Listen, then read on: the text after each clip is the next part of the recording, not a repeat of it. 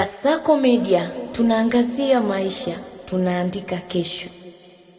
Klabu ya Chelsea imetangaza kumfuta kazi kocha wake Liam Rosenior baada ya kuhudumu madarakani kwa takriban miezi minne tu tangu alipoteuliwa kuinoa timu hiyo katika dimba la Stamford Bridge.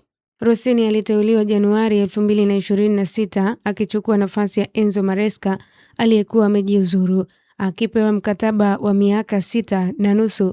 Mwanzo wake ulikuwa na matumaini makubwa baada ya kushinda michezo 6 kati ya 7 ya kwanza katika mashindano yote, akiwemo kuiongoza Chelsea kufuzu hatua ya mtoano ya ligi ya mabingwa Ulaya.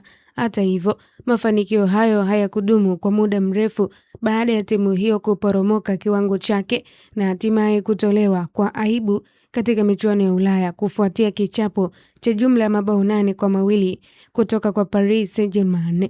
Kushuka huko kwa kiwango kuliathiri pia matokeo ya ligi, ambapo Chelsea imepoteza michezo yake 5 ya mwisho ya ligi kuu England, ikiruhusu mabao 11 bila kufunga hata bao moja.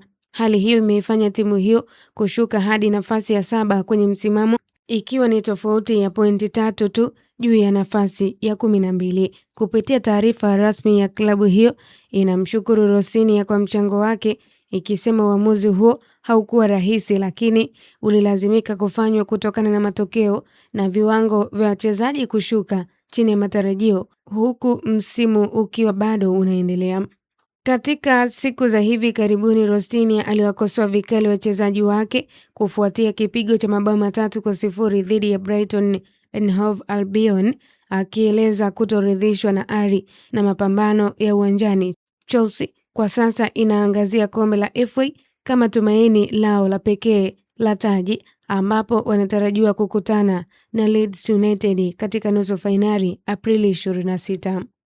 Kwa taarifa zaidi za kimichezo na burudani, endelea kutufuatilia kwenye mitandao yetu ya kijamii, Instagram, Facebook na Twitter. Tufollow kama Kasako Media. Kasako Media, tunaangazia maisha, tunaandika kesho.